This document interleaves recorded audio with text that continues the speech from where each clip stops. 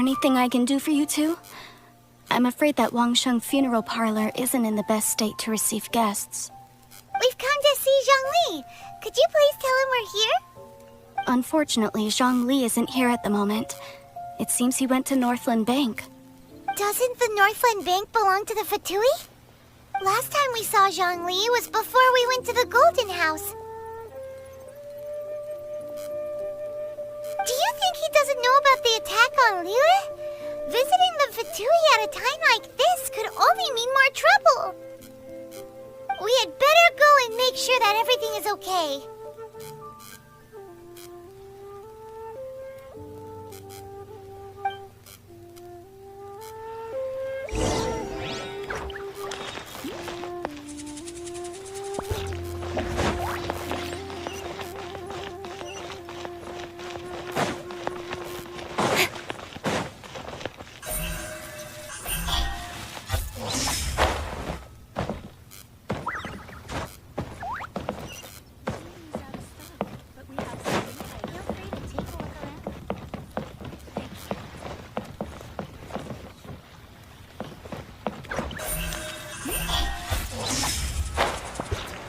What should I put in my letter?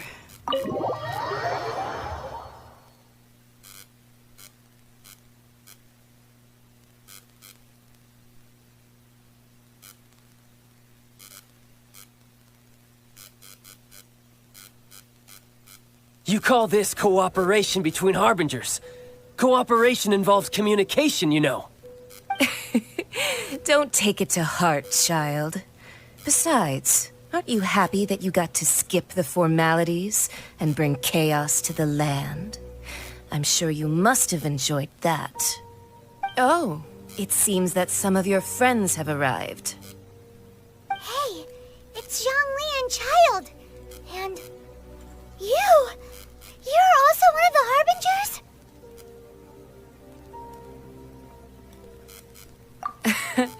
It's you two. I believe we've met once before. In the city of Bards, was it? I'm glad you still remember my name. Ah, right. I imagine that it must have been rather hard to forget watching helplessly as something precious was snatched away from your friend. No, don't let her get to you. You've yet to gather the powers of all 7 elements, and our last battle at the Golden House was almost more than you could handle. So it might be best to keep things peaceful this time, seeing that 2 of the Harbingers are here. Well, if it isn't you two. This is our first time seeing each other since Liyue was nearly wiped off the map. This is certainly a bit awkward, wouldn't you say? Paimon knew that we should never have trusted a Fatui Harbinger. Oh, now don't say that. Sure, I may have misled you, but I never had anything against you personally. Besides, I thought we were getting along quite well together, didn't you? Except for that little tussle we had at the end. Nothing personal. We just have different views, that's all. Of course, you may very well hold this against me, but that's up to you. The real deceivers here are Senora and Zhongli. Curse them for leading me on.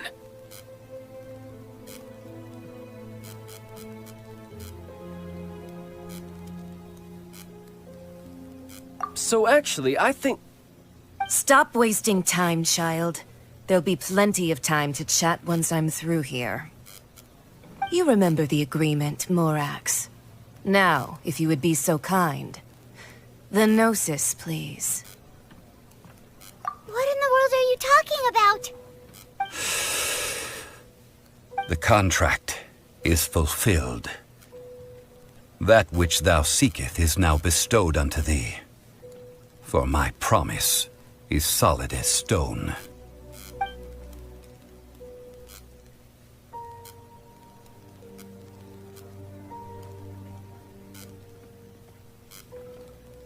How sanctimonious.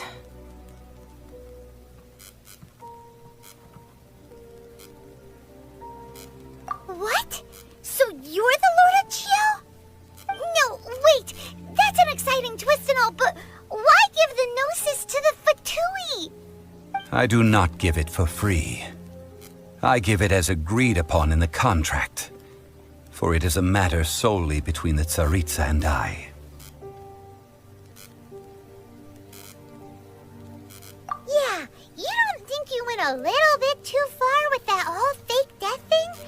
Everyone was preparing the ceremony for you, and splat! This big dragon falls out of the sky, and all of Liyue goes into an uproar.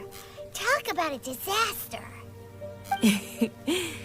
Gathering all the forces that had been bubbling behind the scenes, and then stirring them together in a pot that was bound to boil over. That's what he wanted to see, am I right? Wait, what? Perhaps it's best that I explain. As you know, I've dwelt upon this world for more than 6,000 years. It is now 3,700 years ago that I founded Liyue together with the Adepti. Even boulders that can withstand whirlpools will erode with the passing of time. I kept convincing myself that cracks had not begun to form, and that the end of my time had not yet come. Until one drizzly day, as I was strolling along the harbor, I heard a merchant tell one of his workers, "You've finished your duties. Go ahead and call it a day." I stood motionless among the crowds, asking myself, have I already finished my duties? Oh, Zhongli. But as I began to consider relinquishing my divine role, I soon discovered that many reasons still remained to not hastily depart. Was Liyue, the city I had dwelt in for so long, already prepared to enter its next age? I decided that a test was needed in order to reveal the answer. So I feigned my own death, and gathered the cast of Childe, the Adepti, and the Liyue Qixing to play their roles together on the stage that was Liyue. That's right, which is why I continued to safeguard the Gnosis until now. So you mean that if the chaos ever reached the point of no return, you would simply appear and use your divine powers to bring Liyue back under control? Of course, and it would have been all too easy for him too. Just as a child quickly matures after losing their parents, so has Liyue matured when faced with the death of its deity. In the end, the resolution to all that has transpired was even more satisfactory than I could have hoped for. Take the Adepti, for instance. Owing to their years of seclusion, they were the least informed. Yet when faced with a crisis, they commendably showed the greatest amount of restraint possible. Not only did they manage to cooperate with the Qixing, but in the end, they even made efforts to understand the hearts of the people. Credit is also due to Signora, the emissary dispatched by the Cryo-Archon to fulfill our contract.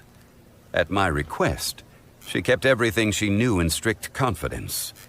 This despite the eavesdropping ears of her colleague, Childe.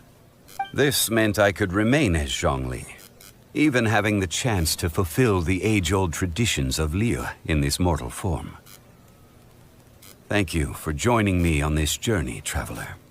All of these things turned out as I had planned.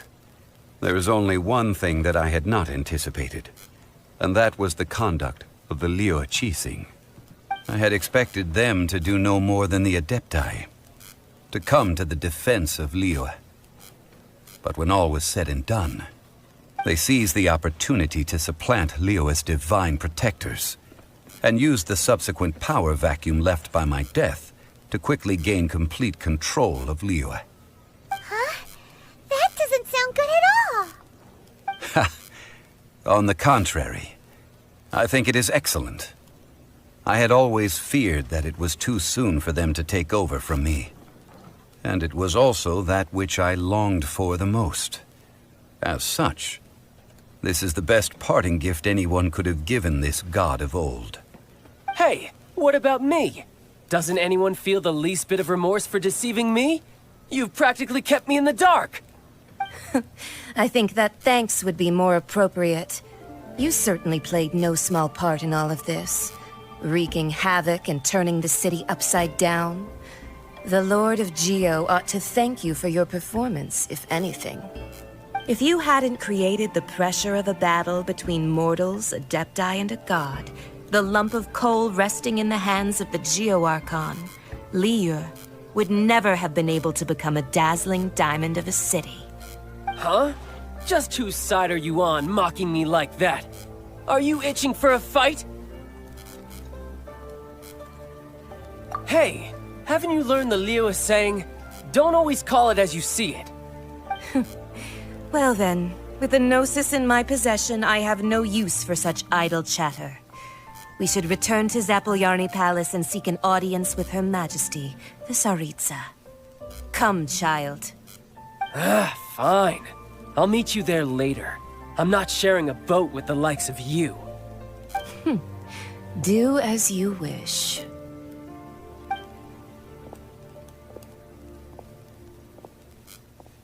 Now then, is there anything else you wish to ask me? Right! As Zhongli always told us, a good trade is a fair trade. Paimon has no idea what could be a good trade for a Gnosis. Realistically speaking, there is no such thing. Huh? However, I am the god of contracts. For thousands of years, I have made countless contracts. If the deal was of no benefit, then I certainly would not be inclined to agree to it. My agreement with the Cryo Archon will be the last of my contracts as the Geo Archon. My contract to end all contracts. As for the bargaining chip that the Tsaritsa used to balance the scales, uncover that answer for yourself in your future journeys.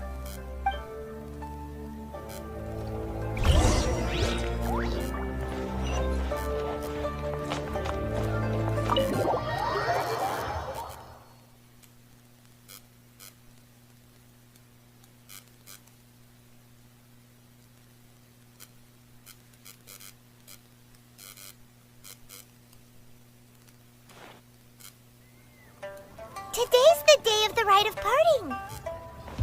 Although the star of the show is fake, we've spent so much time trying to organize it, it would be a real shame not to go there now. Incoming! Ha!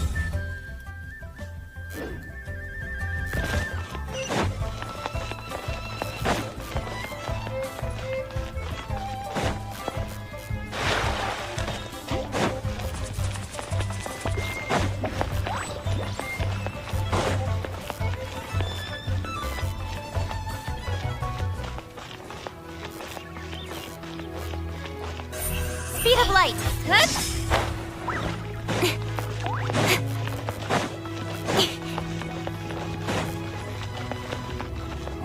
Well, since we're going through with this rite of parting, I guess it means that those rumors hit the nail on the head. So Rex Lapis is really... But they didn't catch the culprit, did they? Oh, come on. Do you think that the assassin could have been a normal person? You know what I think. I don't think any of the gossip on the streets you hear from those shady types is worth anything. There's only one real possibility in my mind. I've heard that the assassin was that Fatui fellow. Youngish, pretty high in rank. I think they called him Child. Fatui? They certainly are very suspicious. Who knows what those greedy, crooked folks... Shh! Lower your voice.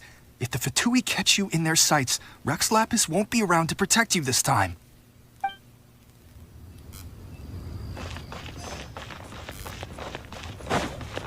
You know that god from the ocean couldn't have just shown up out of nowhere.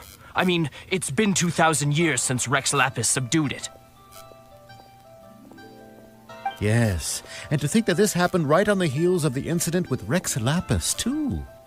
Say, do you think the person who assassinated our lord and released that evil god might have been one and the same? Now that you mention it, that's very possible. Yes, it's very possible indeed. I mean, it all fits together. That person must have colluded with the evil god to harm Rex Lapis. Ah, that wicked, black-hearted scoundrel. Still, what sort of supernatural prowess must this person possess to be able to do such things?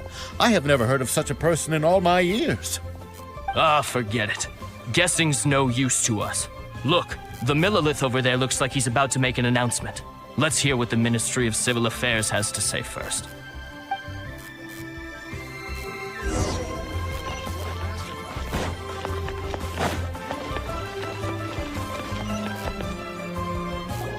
Hear ye all!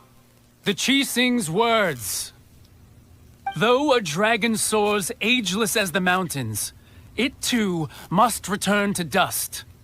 This is common knowledge. Gods and Adepti live glorious lives, but both light and shadow have their season. So too must they face divinely appointed trials. Rumors and hearsay abound on the streets that Rex Lapis was murdered. Now, let the truth be revealed. Having been thwarted in his trial, Rex Lapis's soul has recouped the celestial heights. He beseeches the people of Liyue to grieve not and to let not their hearts be saddened. Nor are they to believe street-born rumors or indulge in baseless speculation.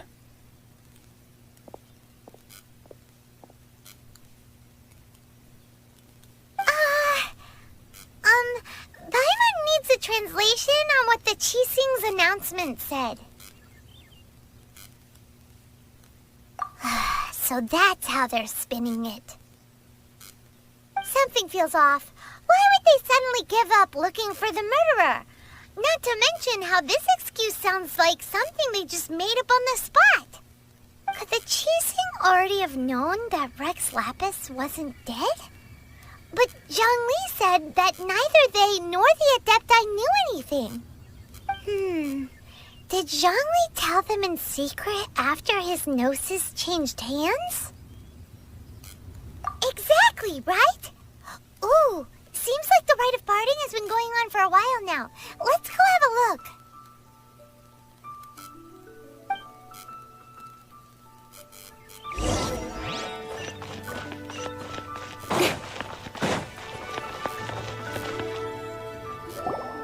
Look, it's Ningguang and Keqing. Are they saying something? Are their speeches over? As said previously, Rex Lapis's soul returning to the heavens is the end of the contract. And it is also the end of an era. 3,700 years of contracts burnt and reduced to ash. We, the people of Liyue, were indeed prosperous. But blinded by our prosperity, we forgot that time can be pitiless. The long, unending dream of our Archon walking among us.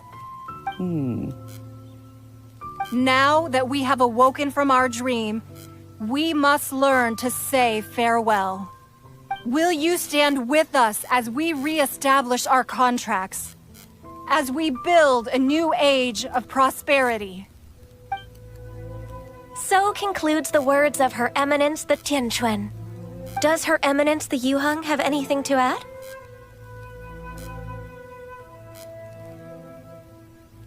Huh? Is she looking this way? Traveler. Yikes! She really is looking our way! Is that the traveler who they say defeated the ancient god? So young. The Liyue Qixing always repay their debts. And as you have heard, our eyes see far and our reach is long. Name your price. You deserve that much. Whoa!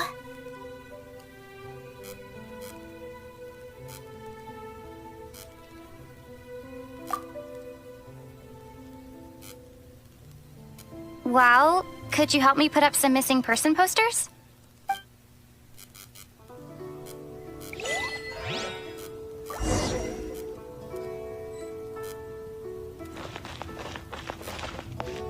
Roping you in was possibly the most masterful move we could have made.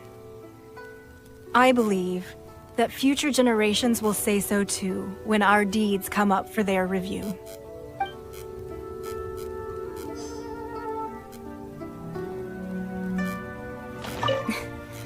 Why you?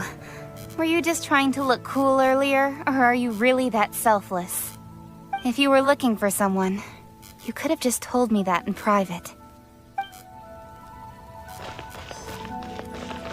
The cleanup of the premises, managing the crowds as they exit, making an account of the rite. There's much that remains to be done. I didn't miss anything, did I?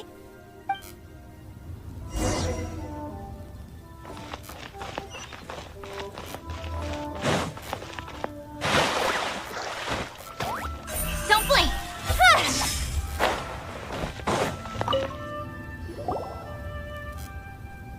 Hey, Zhongli! Look at this.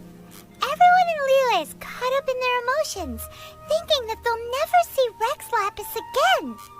And here you are looking all relaxed. Why would I not feel more at ease after laying down the burden I have borne for 3,700 years? Right. If the two of you can spare the time, I should treat you to a meal at the Xinyue kiosk. Ha! That sounds like big talk, Zhongli. Paimon might have believed you if you were treating us to some third-round knockout, but you'd have to pay out your nose just to stand inside Xinyue kiosk. Are you sure you can afford it? You're right. I do like the Mora. As the Rex Lapis Morax, I can easily create Mora. But since I have chosen to walk this earth as the mortal Zhongli, I should abide by the same rules that mortals do. When I was journeying with you, though I still had the Gnosis in hand, I knew that I must soon retire from my role as an Archon. So I had to rehearse a little for my new life. Oh, no wonder! Paimon gets it now. You didn't look at the price tags when we were spending because you've never had to. But since you weren't used to not being able to just make more Mora as and when you wanted to, you had to try becoming a parasite to society who lives off of other people's credit. Well, we were only spending Fatui money. You don't have to say it like that. In the City of Commerce, we do not merely exchange money or goods. We also exchange knowledge, memories, and foresight, as well as positions, roles, and lives. The Archon Morax could never experience life as the true mortal Zhongli could, no matter how many times he descended to be with his people. I must thank you for that. I will treasure the memories that I made as Zhongli, traveling the streets of Liyue with you. That is true. But there is no journey that does not end. No meetings without partings. Paimon thinks that we should make a move and continue our search for the Seven. I fear that continuing your journey may be difficult. The nation that neighbors Liyue by sea, Inazuma, is presently closed. The Electro-Archon Ball. And just as the people of Liyue preferred to call me Rex Lapis, she too goes by another name among locals in Inazuma. Paimon thinks we've heard that one before. Raiden? That is the case. And since Raiden is also the Shogun of Inazuma, people call her the Raiden Shogun. That said, though people at the wharf were saying that the situation in Inazuma is very tense, Paimon doesn't remember that always being the case. It wasn't that bad last year. Zhongli, since you're Rex Lapis, shouldn't you know something about what's happening there? Just how did Inazuma become a closed nation? It's because of visions. Visions? When faced with circumstances beyond their control, humans often bemoan their lack of power. But if a person shows true strength of will at a desperate and fateful moment in their life, the gods will look upon them with favor. This is what visions are. Magical foci bestowed upon those who have been acknowledged by the gods. Uh-huh. That's how people in Teyvat see it. But starting from last year, the Raiden Shogun began promulgating the Vision Hunt Decree. Vision Hunt Decree? Yes. It was an order to seize all visions within Inazuma's borders, and to inlay them upon the hands of the statue of the omnipresent god. They want to seize visions. But why? Aren't visions blessings from the gods? I should think that in the Raiden Shogun's eyes, it is precisely because they are divine blessings that they should be under the sole dominion of divinity. Whoa, that's harsh. The Anemo Archon is the god of freedom, and the Geo Archon is the god of contracts. For her part, the Raiden Shogun is the god of eternity. It seems as though she has finally decided to eliminate any unstable elements that could pose a threat to her eternal realm. The fact that even I, the oldest of the seven, have now passed away, will only strengthen her resolve to pursue eternity.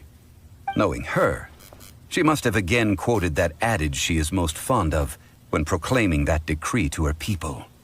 7 ideals for 7 gods, and of these, eternity is nearest unto the heavenly principles. All right then. Was there anything else you wish to know?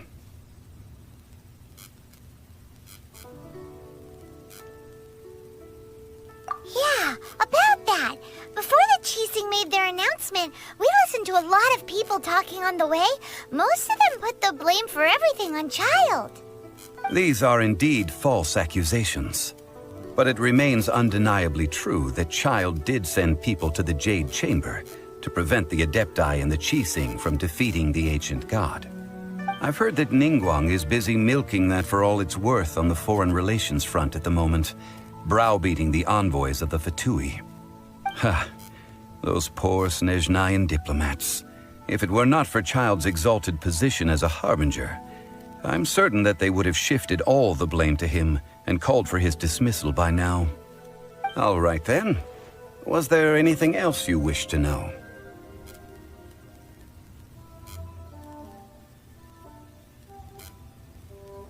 The time of the Adepti has long passed. If even the Liyue Qixing don't want to face that truth, then what future is there for Liyue? Keqing is absolutely right in saying this. Now, though I did laud Ningguang's desire for power, believing this to be a good thing, and thought as a matter of course that she must have been behind the Qixing's plan to take governing power over Liyue from the hands of the gods and Adepti, could the original person who brought up the idea of seizing power have been... All right then. Was there anything else you wish to know?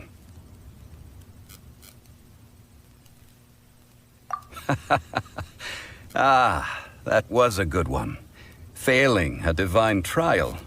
How they came up with that excuse, I will never know. That said, the reason why the Qixing were so eager to resolve the incident and stop pursuing the culprit was indeed because they received news in secret that Rex Lapis was not dead. I hinted as much to the Adepti as well. How did I accomplish that, you ask? Have you ever heard of this particularly convenient Adepti art known as gifting dreams and visions? All right then. Was there anything else you wish to know? That's right. Zhongli, now that you don't have your gnosis, what's going to happen to all the Mora in Teyvat? Since Morax is dead, are they all just going to disappear? Also, isn't the Golden House the only mint in the entire continent? Will it even continue to work? The Mora present now will not vanish. But the Golden House will indeed have to cease operations for a lengthy period of time, since creating Mora requires the use of the Geo Archon's power. This is terrible! We're all about to run out of Mora! The world is coming to an end! Yes, this is indeed a major issue from a financial standpoint. Well, I suppose we'll just leave such troublesome matters to the Liyue Qixing to debate.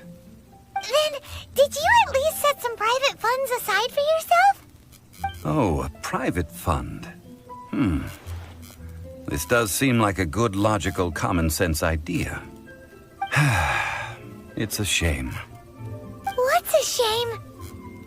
It's a shame that I didn't think of it at the time. All right, then. Was there anything else you wish to know? Well, then. I suppose you'll have to find a way to get inside this closed nation. Have patience. I suspect that some serendipity must first come into play.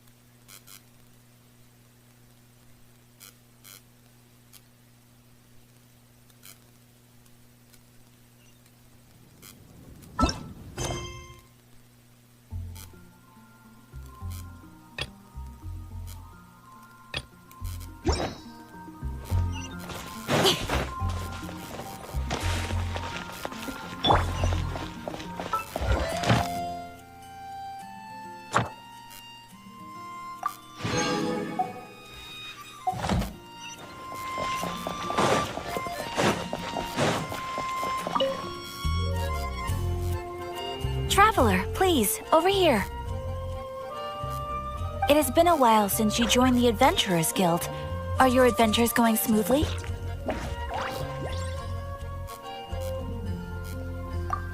Is that so? Apart from your own skills, reliable teammates are also indispensable when adventuring. Another person to count on is always good after all. But recruiting such dependable companions is no easy matter, is it? Yep, and it's even harder to get a guide as good as Paimon. Ah, yes. I do have some information that may be of help to you. Let me consult our records. Ah, there it is. There's been a certain blonde stranger who arrived in Mondstadt lately, dressed in most unusual clothes. Blonde. Dress is all funny. It feels like Paimon's heard this one before. Wait! Do you mean... Does that stranger's face look anything like hers? Like the honorary knights? No, they couldn't look more different. This stranger is a very tall man, and even has an eye patch. Seriously? How does this have anything to do with Kaya? Eye patches can't prove that you're related anyway. That stranger declined the guild's invitation, so I can't say that I know anything about the relationship between him and Mr. Kaya. Nonetheless, you can look for him if you're interested. Perhaps he might accept your commission instead. After all, it is not uncommon for some adventurers to not want to be limited by the guild, but be happy to accept a fellow adventurer's requests. And should the stranger be a strong adventurer indeed, he would certainly be a big help on your journey. Please don't talk down on yourself like that. You are the honorary knight of the Knights of Favonius, after all. Your deeds are the stuff of song for all the bards in the city, even now.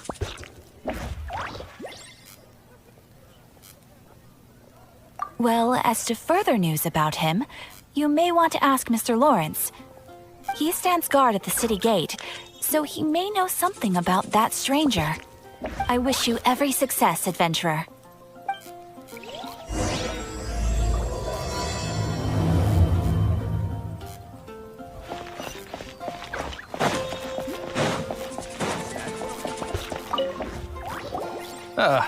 Honorary knight. Is something the matter? A stranger with an eye patch. Let me think. Oh yeah, I remember seeing someone like that. A blonde stranger dressed in unusual garb. He was wandering all over Mondstadt at first, which I found rather suspicious. So I decided to keep an eye on him for a while. I lost him pretty quickly. Still, I didn't think that this was such a huge matter that we needed our outrider to pursue him by air. As long as Master Jean is here, there's nothing to fear from some suspicious, unusual-looking person. That might be true, but if it were up to Jean, she'd take this way more seriously. That is true. But on the other hand, knowing that Master Jean may overreact to the situation is all the more reason to not tell her, no? Anyways, oh yeah, he was at Wagner's smithy for a while before I tried tailing him. He might have said something to Wagner. You should go ask him. Maybe he has more news about our stranger.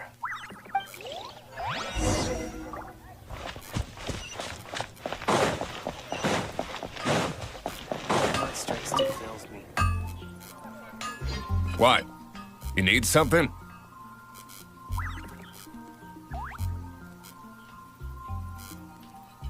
Here, I remember him. He showed up a few days ago asking to buy a bunch of forging materials. Can't say I've heard of any of the materials he mentioned, though. He then had a look at the weapons in my shop before leaving. I've heard that he can be found drinking at the Angel's Share. If the Knights of the Guild want to get hold of him, that's the only place to be. Angel's Share? Well, Master Diluc probably has his eye on that stranger too, then. Anyway, let's go to the Angel's Share and have a look.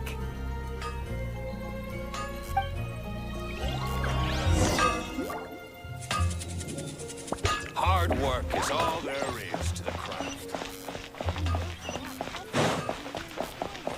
Better see Barbara at the cathedral if you're bored. Speed of light!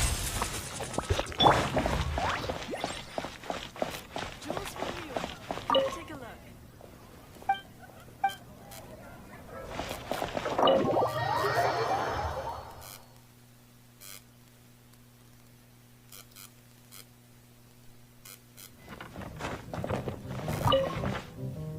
What will it be? Grape juice or apple cider? Hey, Charles! Have you seen a blonde stranger who wears an eye patch around here by any chance? That I have. He comes here every night. Just to drink, though. Doesn't order anything else. He even sometimes mixes his own drinks after he orders them. I don't know anything else about him, but from his selections and mixes, I'd say that he's quite the connoisseur. And what's Master Diluc's opinion? Why, I just gave it to you. Quite the connoisseur. Investigating everything as always. Guess that's Diluc for you. If you're looking for that gentleman, he ordered some new bottle of wine in advance yesterday. So he should be here today, too. There's too many raucous patrons on the first floor, so if you want to wait, best to go to the second.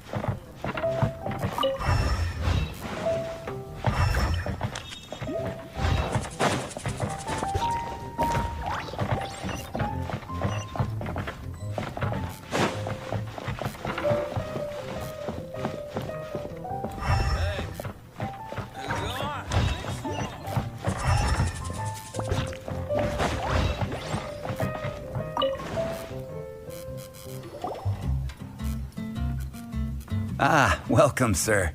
The wine that you previously ordered is here. He's really here? Let's go downstairs and have a look.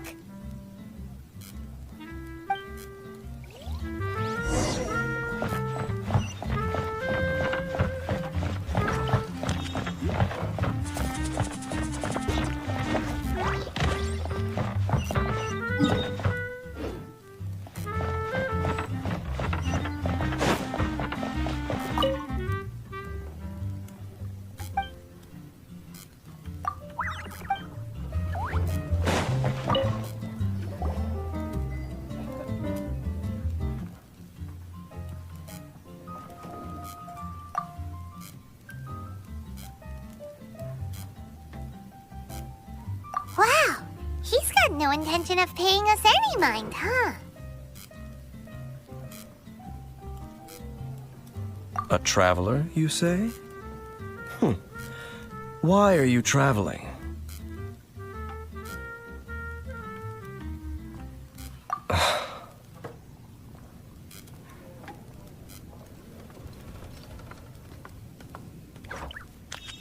Well, that's as good a reason as any. Sit down over there, then. So, guess we've broken the ice. What a weird guy. That little one beside you.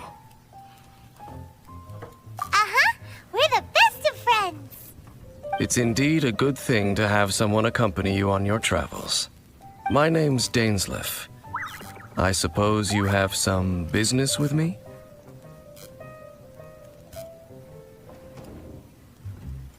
Sure. He was so cold just a moment before.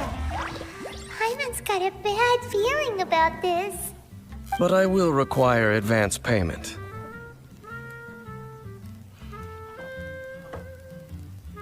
$500 mora, and 3 answered questions. The 500 is a one-time fee, and we'll settle the questions in a moment.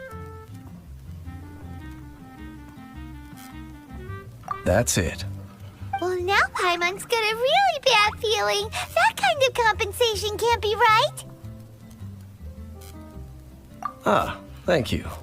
Now, as for my questions, I'd like you to answer them here and now. The answer to a question says nothing about right and wrong, only about differences in attitude. I only wish to know what your choices are. You need only answer. Question 1. The crisis Mondstadt faced was resolved by an alliance between yourself and that Animo Archon who calls himself Venti.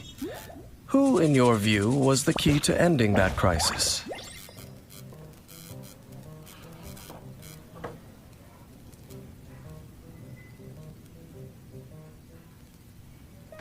I know everything that I should. Well, answer the question. Is that your answer? I see. Question number 2.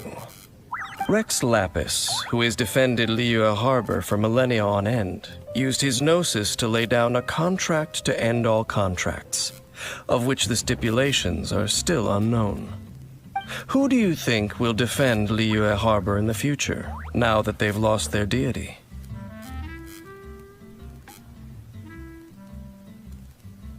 So that's your answer? I see. Now for my final question. This world has people who gained visions, and those who did not. Which of the two do you think hold more importance in the eyes of the gods? So, this is your answer then. I understand. As I thought, you really are similar to him. I'll take that 500 mora. And now I also understand your views on this world. As we agreed, you may now commission me. That said, I only take commissions related to the Abyss Order. Like you, I am currently on a journey. You intend to find your sibling, while I wish to oppose the Abyss. Ugh. Those creatures that serve the Abyss are the fangs and claws by which the Order spreads chaos in this world. I have come to Mondstadt this time while on the trail of an Abyss Herald. An Abyss Herald? An even more twisted abyssal being. One that commands the Abyss Mages.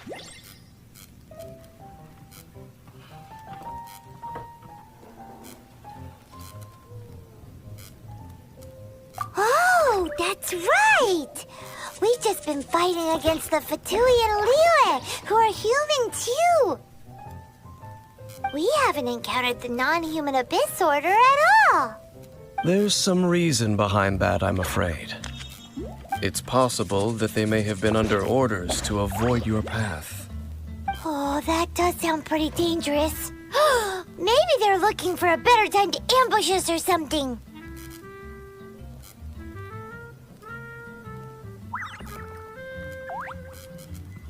Uh-huh! We're super duper strong! That manner, it's just like his. Well then, let's go see for ourselves, shall we? According to the leads I have on hand, the Abyss Order has re-infiltrated the Temple of the Falcon. Let's meet up at the temple. Perhaps your questions about the Abyss will be answered there.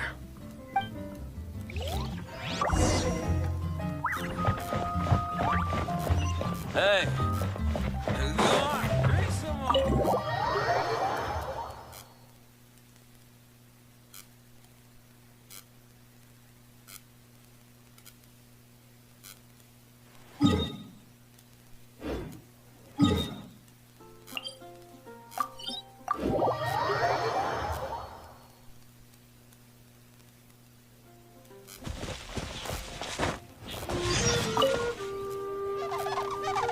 This abandoned temple does bear some marks of the Abyss, the Falcon of the West. Though it can soar in the wind, it ultimately does naught but hover under the light of the gods. Oh, it's nothing.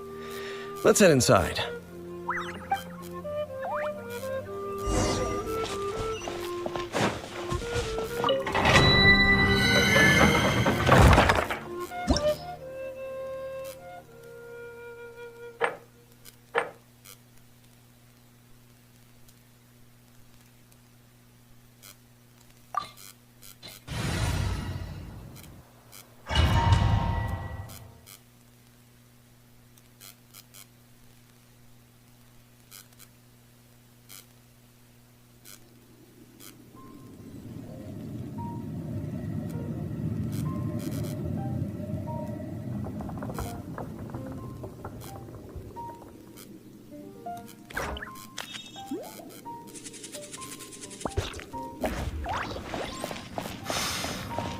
The scent of the Abyss is getting stronger.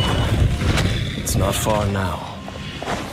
Paimon wonders what the Abyss Heralds look like. Do they look something like the Abyss Mages? Let's head further in first. If we do see that creature, that'll spare me the explanation either way.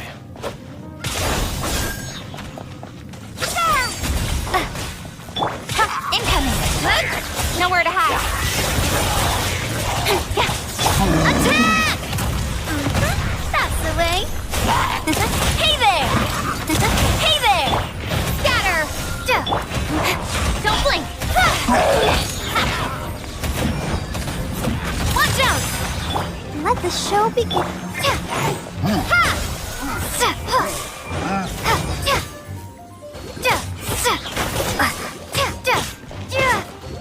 Propagate!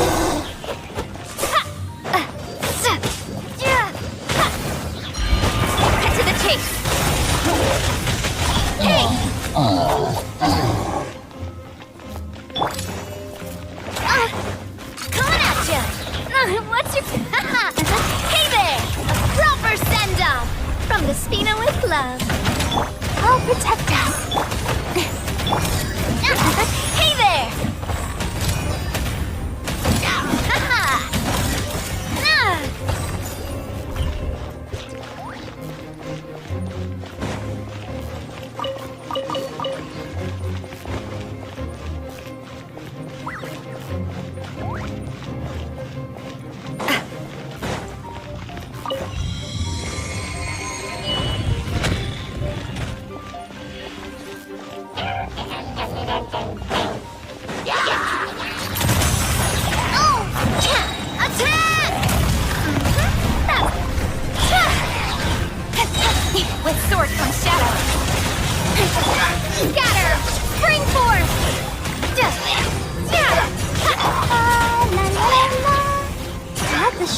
it!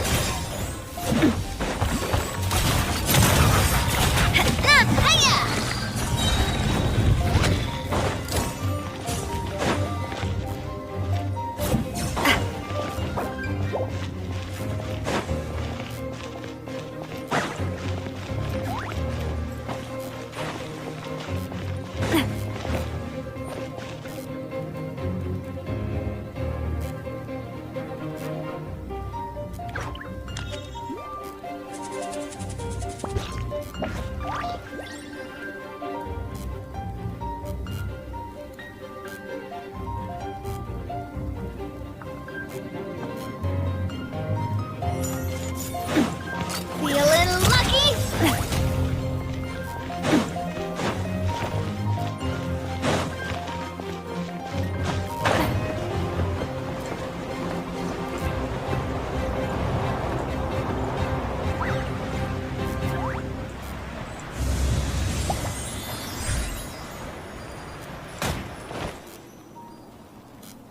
Umbrella warfare, I guess! Attack! That's the way. Speed of light. Let's dance. Go back to the chase.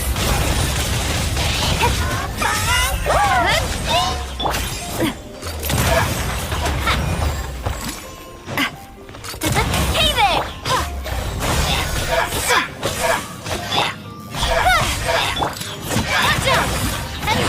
Watch out! Propagate!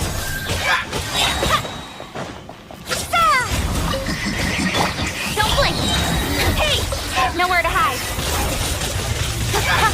A proper send-up! From the Spina with love! Hey there! Hey there! Oh! Hi!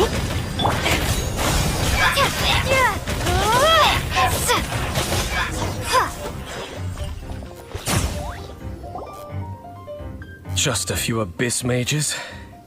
Seems like that herald might have already left. The Abyss. It is chaos, and it is also destruction. It is a morass of inconceivable madness that encroaches upon this world's very foundations. That is why even the Dragon of the East, a servant of a deity, was unable to resist its corrosive powers. And the creatures of the Abyss desire nothing less than the overthrow of a world ruled by the Archons. You seem to know a lot about the Abyss, Dame. Well, we do have some history. I suppose that's as far as chit-chat goes. We should head to Wolvendom. Judging by the traces I'm following, their next appearance may be within the territory of that old wolf. Perhaps we may find our Abyss Herald there.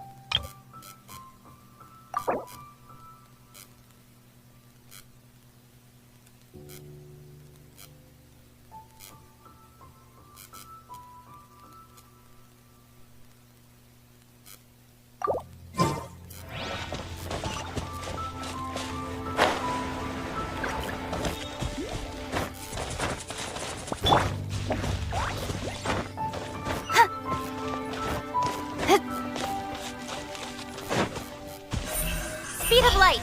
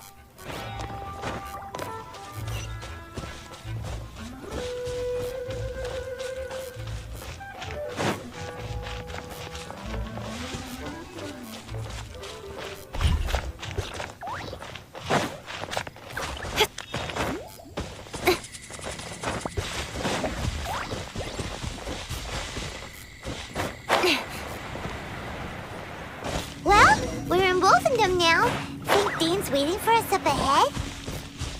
We should meet up with him quick, in case the wolves decide they don't like him.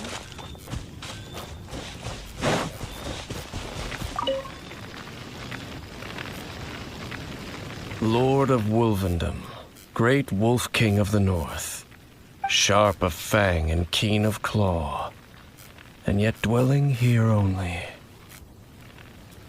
No, nor does it know me. I only know these things because a previous traveling companion of mine once wanted to hear its story. All right, let's go see if that Abyss Herald has stopped by here. But where do we begin? Are you standing here because of these strange bonfires, Zane? Indeed. See that, floating above the flames? It's an abyssal spell.